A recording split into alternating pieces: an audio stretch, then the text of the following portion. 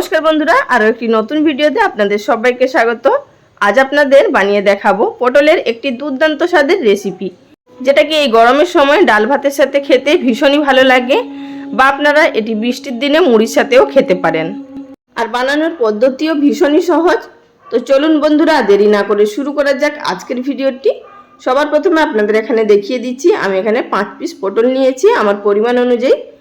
ভালোভাবে এখানে পরিষ্কার করে ধুয়ে নিয়েছি। এবার দুদিকের মাথাগুলোকে কেটে নেব এইভাবে। তো কেটে নেওয়ার পর এবার মাঝখান দিয়ে আমাদের কেটে নিতে হবে। মাঝখান দিয়ে কেটে নেওয়ার পর ভেতরে যে দানার অংশটা থাকে সেটিকে বাদ দিয়ে নেব। তো আপনারা এখানে চামচের সাহায্যেও বাদ দিয়ে দিতে পারেন, বা এরকম ছুরি দিয়েও বাদ দিয়ে দিতে পারেন। এবার আমরা এটিকে উল্টো করে নিয়ে একটু সরু সরু করে কেটে নেব।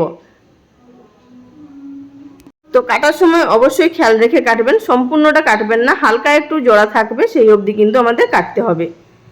আপনারা কাটা দেখে নিশ্চয়ই বুঝতে পারছেন যে কিভাবে কেটে নিতে হবে।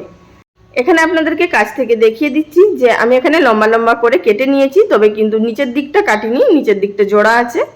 ঠিক এইভাবেই আমাদেরকে কেটে নিতে হবে। আপনাদের বোঝার সুবিধার্থে আমি এখানে আরও একটি তৈরি করে দেখিয়ে দিচ্ছি। আপনারা চাইলে এই কাজটা কিন্তু বটি দিয়েও করতে পারেন, তাতেও কিন্তু খুব ভালো হবে। আর বন্ধুরা, কিন্তু এই পটলগুলোর খোসা একদমই ছাড়াবেন না, তা না হলে কিন্তু এগুলোর একদম নরম হয়ে যাবে। তো বন্ধুরা, এখানে আরও একটি আপনাদেরকে তৈরি করে দেখিয়ে দিলাম।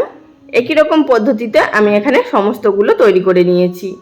এবার চলে যাব অন্য পদ্ধতিতে।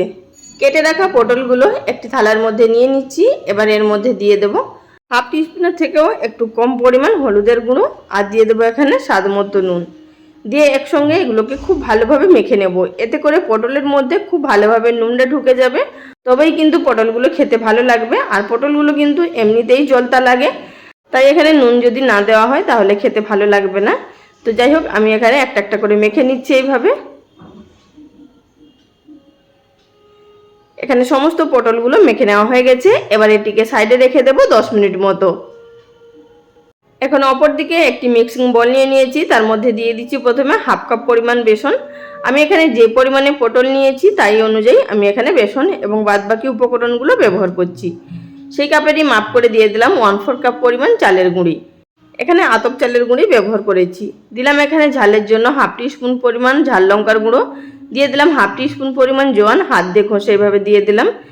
এখানে দিয়ে দিলাম হাফ টিস্পুন পরিমাণ কালো জিরে, স্বাদ মতো নুন, নুনটা অবশ্যই বুঝে দেবেন। আর দিলাম এখানে 1/4 টিস্পুন পরিমাণ হলুদের গুঁড়ো। আর দিয়ে দিচ্ছি এখানে আদা, রসুন এবং কাঁচা লঙ্কা বাটা 1 টেবিল চামচ মতো। আচ্ছা, এখানে 5 থেকে 6 কোয়া রসুন, হাফ ইঞ্চি আদা, 2টো কাঁচা লঙ্কা একসাথে পেস্ট করে নিয়েছি। প্রথমে শুকনো উপকরণগুলোকে এইভাবে চামচের সাহায্যে মিশিয়ে নেব। তারপরে আমি এখানে 1 কাপ পরিমাণ জল নিয়েছি। অল্প অল্প করে জল দিয়ে একটি ব্যাটার তৈরি করে নেব। তো প্রথমে এখানে আমি হাফ কাপ পরিমাণ জল দিলাম, বাদ বাকি জলটা পরে ব্যবহার করব। এখানে প্রথমে যে জলটা দিয়েছিলাম সেটি দিয়ে খুব ভালোভাবে প্রথমে মেখে নিলাম, তারপরে বাদ বাকি জলটা অ্যাড করে দিচ্ছি। তবে আমার এখানে সম্পূর্ণ জলটা লেগে গেছে, আরও একটুখানি জল লেগেছে। আপনারা অবশ্যই সেটা বুঝে দেবেন। আপনাদের যে বেসন এবং চালের গুঁড়ি ব্যবহার করবেন সেই অনুযায়ী কিন্তু এখানে জলটাও ব্যবহার করতে হবে। আর এই ব্যাটারটার কিন্তু একটু ঘনত্বটা মোটা রাখতে হবে। আমরা যে বেগুনি তৈরি করি তারও কিন্তু ব্যাটারটার ঘনত্ব একদমই পাতলা থাকে, তো তার তুলনায় এটা একটু মোটা থাকবে। আপনাদেরকে আমি লাস্টে দেখিয়ে দেব। তো বন্ধুরা, আমার এখানে ফেটিয়ে নেওয়া হয়ে গেছে। আপনাদের এবার দেখিয়ে দিচ্ছি যে দেখুন অনেকটাই কিন্তু ঘন আছে, আবার যে খুব বেশি ঘন তা নয়। ঠিক এইভাবেই আমাদের রেখে দিতে হবে।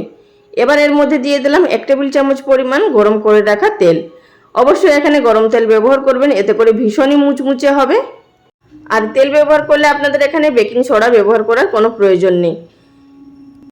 তেলটা দিয়ে দেওয়ার পর শুধুমাত্র একটু মিশিয়ে নিলেই হবে। আর অবশ্যই কিন্তু এই ব্যাটারটা ফেটানোর সময় 5 থেকে 6 মিনিট ধরে কিন্তু ব্যাটারটাকে ফেটাবেন। এতে করে কিন্তু এই পটলের যে পকোড়াগুলো তৈরি হবে খেতে ভীষণই ভালো হবে। তো অপর দিকে গ্যাস ওভেনে পরিমাণ মতো সরষের তেল গরম করতে বসিয়ে দিয়েছি।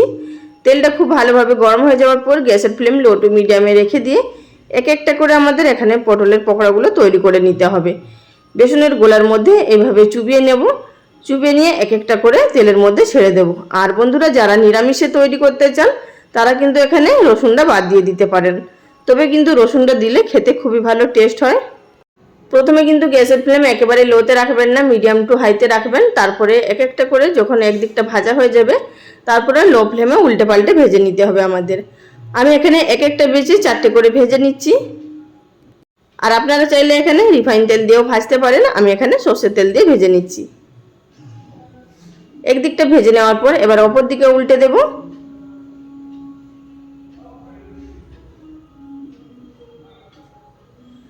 দুদিকটা যখনই হালকা কালার চেঞ্জ হয়ে যাবে তারপর গ্যাসের ফ্লেম মিডিয়াম টু হাইতে করে দিয়ে খুব ভালোভাবে আমাদের কালারটিকে চেঞ্জ করে নিতে হবে। আর ভেতরের পটলটাও কিন্তু খুব সুন্দরভাবে সিদ্ধ হয়ে যাবে। যেহেতু এখানে আমাদের 10 মিনিট মতো নুন হলুদ মাখিয়ে রেখে দেওয়া হয়েছিল, তাই পটলটাও নরম হয়ে গেছে, তো ভাজতেও খুব বেশিক্ষণ সময় লাগবে না। তো বন্ধুরা, আমার এখানে লাল লাল করে ভেজে নেওয়া হয়ে গেছে, এবার এগুলোকে তুলে নেব। একই রকম পদ্ধতিতে আরও একটি বেচ ভেজে নেব। আর বন্ধুরা, এছাড়াও কিন্তু পটলের বিভিন্ন ধরনের রেসিপি চ্যানেলে আপলোড করা আছে, বা পুর ভরা পটলের রেসিপিও আপলোড করা আছে, আপনারা চাইলে দেখে নিতে পারেন। আশা করছি আপনাদের সেই সমস্ত রেসিপিগুলো ভালো লাগতে পারে।